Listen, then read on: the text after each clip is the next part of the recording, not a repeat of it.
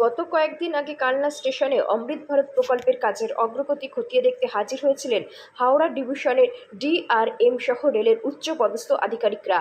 এরপর তিনি নির্দেশ দিয়ে যান রেল চত্বরে রেলের জায়গায় থাকা অবৈধ দোকানগুলিকে সরিয়ে নেওয়ার জন্য। তারপর রেলের তরফে জারি করা হয় এরপরই নোটিশ। 25 তারিখের মধ্যে সমস্ত দোকানঘরগুলিকে সরিয়ে নেওয়ার নির্দেশ দেওয়া হয়। সেই মতন অধিকাংশ দোকানদাররাই নিজেদের দোকান সরিয়ে ফেলেন। এরপরও বেশ কিছু দোকান ও সেই সঙ্গে দোকানের সঙ্গে থাকা বেশ কিছু বাঁশের খুঁটি ওই এলাকাতেই ছিল।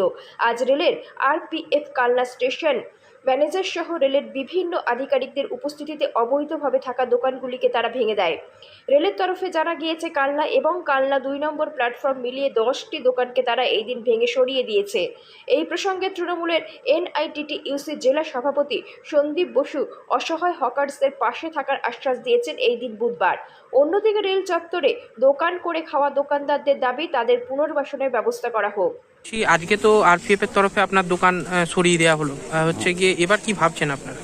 আমাদের তো 25 তারিখ অবধি ডেট দেওয়া ছিল, তা আজকে 25 তারিখ গতকাল হয়ে গেছে। আজকে আমাদের দোকান সব ভাঙচুর করা হলো, কিন্তু আমরা এইটুকুনি আশা রাখছি যে আমাদের যখন পেটের দায়ে আমরা এই হকারি করতে এসেছি, আমাদের একটা পুনর্বাসন দেওয়া হোক, এইটুকুনি আমরা দাবি রাখছি। কি নাম আপনার? মধু কর্মকার। আজকে আপনার দোকানটি ভাঙচুর হয়েছে? হ্যাঁ, কারা ভাঙচুর করেছে? ওই যে PWI থেকে ওরা এসে ভাঙচুর করে দিয়েছে। কিসের দোকান ছিল? আমার এই চা বিস্কুট, জল, হ্যাঁ এইসব, কত বছর ধরে? ঘুগনি পাউটি, এই 40 বছর। এটা কি রুজি রোজগার আপনার? হ্যাঁ, আমি সবার আগে প্রথমে এখানে চায়ের দোকান করেছি, তাই এই রুটি আমার স্বামী স্ত্রী মিলেও শীতের মধ্যে কাঁপতে কাঁপতে এই দোকানদারি করেছি আজকে 40 বছর। কিন্তু আজকে এই অবস্থা, আমরা বয়স হয়ে গেছে, এখন আমরা যার ঘুগনি পাউটি বেঁচে খাই, কিন্তু এইটুকু যদি আমাদের সমস্যা যদি আমাদের না করে দেয়, তাহলে আমরা কি করব? আজকের পর থেকে কোথায় বসবেন? বসবো সেটা আমাদের এখন নেতৃত্ব যারা আছে তারা যদি আমাদের হয়ে কিছু লড়াই, তাহলে একটু ঘুগনি পাউটি বেচে ডিম সেদ্ধ বেচে খেতে পারি, তাছাড়া কি উপায় আছে বলুন? কতটা ক্ষতি হলো আপনার? আজকে আমার যা টুকটাক করে আমি হয়তো 10,000 টাকা খরচা করে আলমারি ফালমারি করে একটু করেছিলাম, কিন্তু আজকে সব উল্টি সব ভেঙে চলে দিয়েছে। হ্যাঁ, কিন্তু আমরা তো বললো তারা তখন? তারা বলছে এইসব গুটি গাটি বাড়ি নিয়ে চলে যাও, কিছু থাকবে না, আমরা সব নালে ভেঙে চুরে আরও তছনছ করে দেবো। এমনি যা আছে, যা করলাম, আর যা আছে তোমার জিনিসপত্র কাঠ চালামেলা যা ঘটি বাটি যা আছে নিয়ে চলে যাও। হ্যাঁ, নাহলে কিন্তু আমরা গাড়ি করে তুলে নিয়ে চলে যাই। আপনার নাম? আমার নাম গণেশ দাস।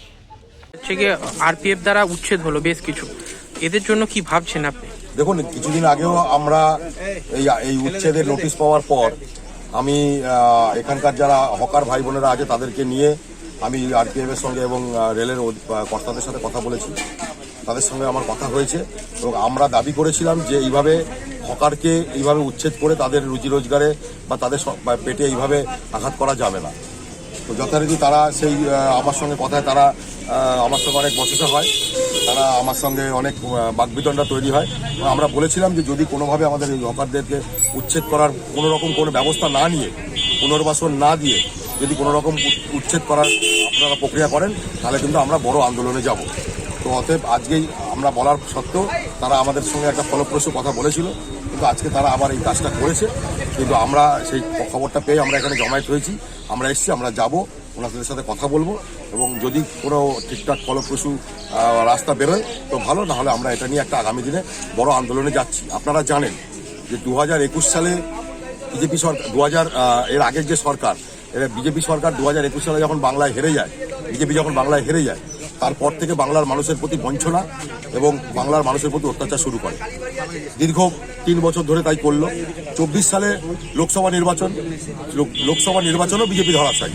আবার যতবার বিজেপি বাংলায় ধরাশায়ী হচ্ছে, তাদের বাংলার মানুষের প্রতি তারা যে রোষ, সেই রোষ তারা বাংলার মানুষের প্রতি এই ধরনের অত্যাচার করে তারা করার চেষ্টা করছে বিজেপি সরকার। অতএব এখানে তাদের কোনো, আপনারা দেখতে পাচ্ছেন রেলের কাজ হবে বলে তারা হকারদেরকে সরাচ্ছে, আদৌ কোনো কাজ হচ্ছে না, শুধু নামকে বাস্তা কয়েকটা পাঁচিল ভেঙে রেখে দিয়েছে, আর কোনো কাজ কিন্তু হচ্ছে না, কোনো কাজের গতি নেই।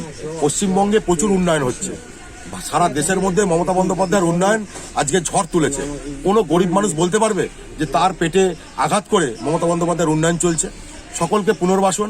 আজকে আপনারা জানেন কালনা শহরে একটা বড় কলেজের গা দিয়ে একটা একটা প্রচুর দোকান ছিল, হকার ছিল রাস্তার উপর, ফুটের হকার। আমরা তাদেরকে পুনর্বাসন দিয়ে, তাদের যাতে করে ব্যবসা রুজি রোজগার বন্ধ না হয়, পুনর্বাসন দিয়ে আমরা রাস্তা চওড়া করেছি। আর এখানে মানুষগুলোর কথা তারা ভাবে না, তারা ভাবছে না। যারা রেলে হকারি করে 2 পয়সা হচ্ছে গিয়ে সংসারের জন্য রেলে হকারি করতে যাচ্ছে, তাদেরকে পর্যন্ত ট্রেন থেকে ফেলে দিচ্ছে আরপিএফরা। এই অত্যাচার আমরা মানব না বাংলায়। বাংলায় এই অত্যাচার চলবে না। মমতা বন্দ্যোপাধ্যায়, অভিষেক বন্দ্যোপাধ্যায়ের নেতৃত্বে বাংলায় আমরা এই অত্যাচার হতে দেব না। এর জন্য যতদূর যেতে হয় আমরা যাব। আমাদের ডেপুটেশন চলছে, কিছুদিন আগেও আমরা রীতা ভট্টাচার্যের রিপোর্ট, সুন্দর বাংলা নিউজ।